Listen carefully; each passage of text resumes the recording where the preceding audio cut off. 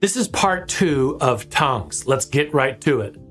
The interpretation of tongues is when I speak in my native language, like we previously defined, and the people who hear it are able to hear it in their own native language, despite it being different. This mirrors the concept that when one is speaking with clarity and truth, the message is also received in its pure form, to being translated into the hearts of those who listen. However, if the message is delivered with confusion or disorder, then it is a messenger sent by an unholy angel. Ham and his lineage was cursed by Noah for sodomizing him, and Ham's descendants, the Canaanites, were involved in building the Tower of Babel, which was an act of defiance against God. Babel was constructed to honor Ashtaroth and create a gateway for the revelation of the false god Baal to be revealed. When God intervened and withdrew his blessings, allowing the unholy angels to influence the entire situation, the people's languages were confused. This is where the origins of the different languages or tongues began. In the book of 1 Samuel 10:10, we see that when the Spirit of the Lord came upon Saul, he began to prophesy and speak over the people. Similarly, the gift of tongues in Acts 2 had a divine purpose to bring people to salvation. The speaking of tongues was not meant to be a form of confusion, but rather a means of guiding individuals to the truth. Historically, by the end of the 1st century, tongues were no longer prevalent in places such as Ephesus, Corinth, and Rome.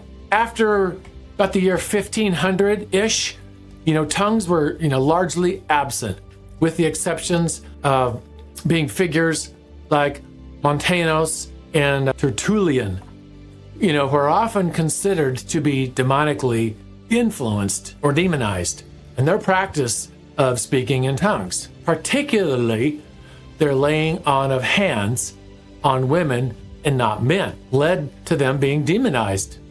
In the case of Hildegard, a pagan woman in the 12th century, she too spoke in tongues, but for the purpose of edifying her own gods. Similarly, many religions around the world, including Islam, speak in different tongues as part of their ritual practices. Even groups like the Eskimos in Greenland, and figures like Joseph Smith, he's the founder of Mormonism, believed in the practice of speaking in tongues, though they too denied salvation, through grace and the authority of the Holy Scriptures. Also, voodoo and different pagan worshipers will speak in babel or confusion. Revelation 22:18-19 warns against altering the words of the Bible, stating that anyone who adds or subtracts from it will receive the plagues and the curses described in the book. This is a powerful reminder to everybody that tampering with the truth of God's word invites spiritual destruction and demonic influence upon them in all kinds of things.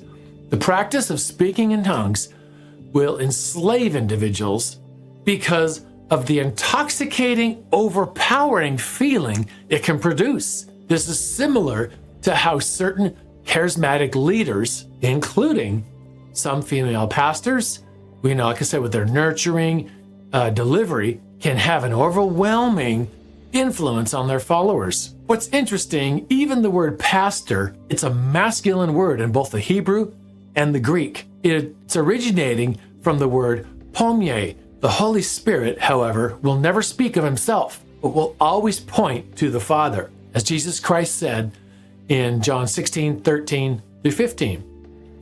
It's important to note that no disciple of Jesus ever asked for the Holy Spirit. It was a gift given freely of God. Matthew 12:39 condemns the seeking of signs, stating that a wicked and perverse generation seeks after such things. The pursuit of miracles, signs, and wonders can reveal a lack of true understanding, as Jesus was not concerned with signs, but with salvation and transformation of the heart. The Holy Spirit provides confidence and boldness to speak the truth. And that is precisely what he did for the disciples in the upper room. As they gathered in one accord with 120 people present, they received the promise of power and the baptism of the Holy Ghost, as mentioned in Acts 1:8. The baptism of the Holy Spirit symbolizes being filled with the Spirit, yoking our entire being to Christ and becoming a temple for the Lord. Ephesians 2:1. The event of the upper room, there were 3 flames of fire that descended and rested on their heads of the disciples. It was a unique and singular occurrence, never, ever to be repeated. This was the fulfillment of the promise Jesus made in Matthew's scriptures 3:11 and Luke 1:16. The disciples did not speak in a confusion babble of any kind. Rather, they spoke in their native languages that they were born and raised with, clearly proclaiming God's truth.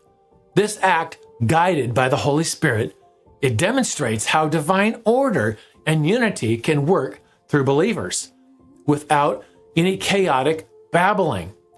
And it's often associated with false spiritual practices. In fact, many false leaders throughout history, including Adolf Hitler, claim to speak in tongues or a babble under demonic influence. Hitler himself claimed that the spirit of the dark prince would overtake him, causing him to speak in a distorted, unholy language.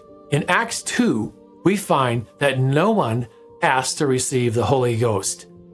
It was a sovereign gift given by God. The focus of this passage is to establish and empower the Church of Jesus Christ. The Feast of Pentecost marked the moment when the Holy Spirit was given freely to the believers.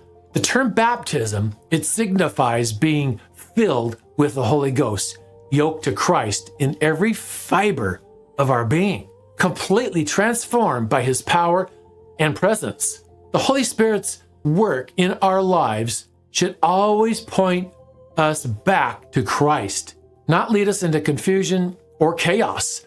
It is through the Holy Spirit's power that we are able to fulfill God's will on earth and bear witness to the truth of his word.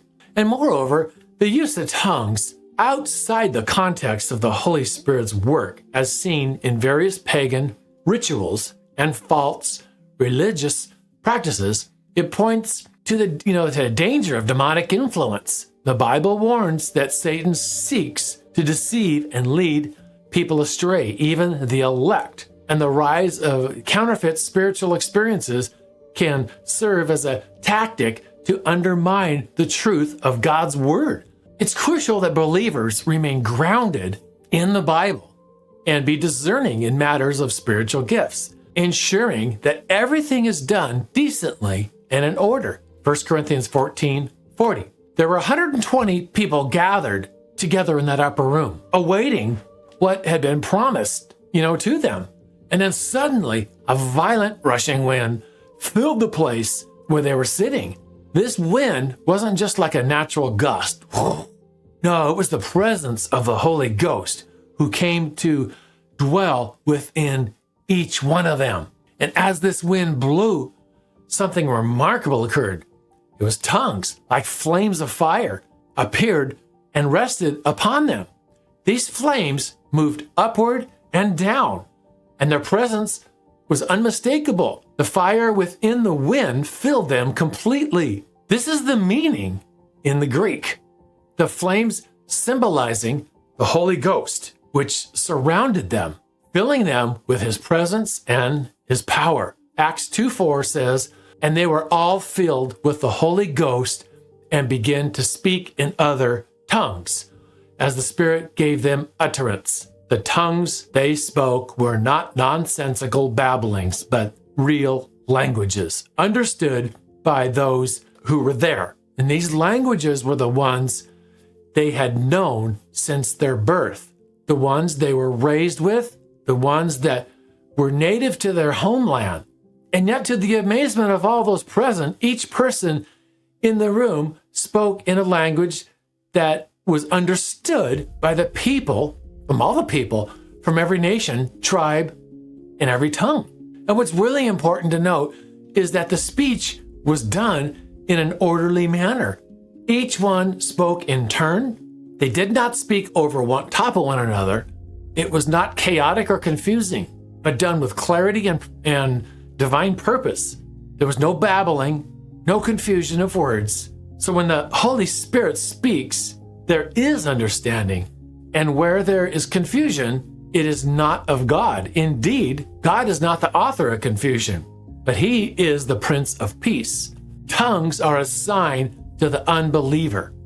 In every instance where tongues were spoken in the book of Acts, there was always an unbelieving Jew present. And this was the purpose. For example, when Philip brought the eunuch to salvation, he did not break out in babble. No, but in the clear and simple message of the gospel. The sign of tongues was a gift given to show God's power and to reach those who did not yet believe. 4 times in Acts, when the disciples spoke in tongues, an unbeliever was always present, witnessing the miraculous event. This is no random occurrence at all. It was purposefully done and divine, a testimony of God's work to those who had yet to believe. And Jesus said in the Gospel of John, "And I will pray to the Father, and He shall give you another comforter that may abide with you forever." John 14:16. And that word comforter in the original Greek is parakletos, and it's a word rich in meaning. It speaks of someone who comes alongside you, who joins himself to you as a helper, an advocate, a guide. It's not just comfort as we think of like today. It's strength in the midst of weakness, wisdom in the midst of confusion, and presence in the midst of loneliness. Now, concerning spiritual gifts, the Bible teaches that the administration of these gifts is under God's authority. But all these worketh that one of the selfsame Spirit, dividing to every man, 1 Corinthians 12:11. And that includes the gift of tongues. It's not something everyone will receive, nor is it a mark of spiritual superiority, as I know a lot of charismatic circles will kind of live in that philosophy. I used to be one till I repented. And it also says in 1 Corinthians 12:30, have all the gifts of the healing. And do we all speak with tongues? Do we all interpret? The clear answer is no. Not everyone will speak in tongues, because God gives gifts as He sees fit. The Bible is not silent about the duration of certain gifts also. In 1 Corinthians 13:8, Paul writes, charity never faileth, but where there be prophecies, they shall fail. Whether there be tongues, they shall cease. Whether there be knowledge, it will vanish away. This passage reveals something really vital. It's saying there will come a time when tongues, as well as prophecy and knowledge in the supernatural manifestations, will no longer be necessary. But, love, charity, that will never cease. Faith and hope and charity remain. But the greatest of these is love or charity. 1 Corinthians 13:13. The gift of prophecy will pass away, because there will come a time when the Holy Spirit will no longer move upon individuals to give new divinely inspired messages. When the complete revelation of God's word, the perfect spoken of in 1 Corinthians 13:10, has come, the partial will be done away with. And what is the perfect? The Holy Bible in its entirety is the perfect. Once the full counsel of God was delivered, the temporary sign gifts, including tongues, prophecy, no longer needed to authenticate the message or guide to the church. Let's not forget that God is not the author of confusion, but of peace. 1 Corinthians 14:33. When the Holy Spirit moves, He does so with clarity and an order.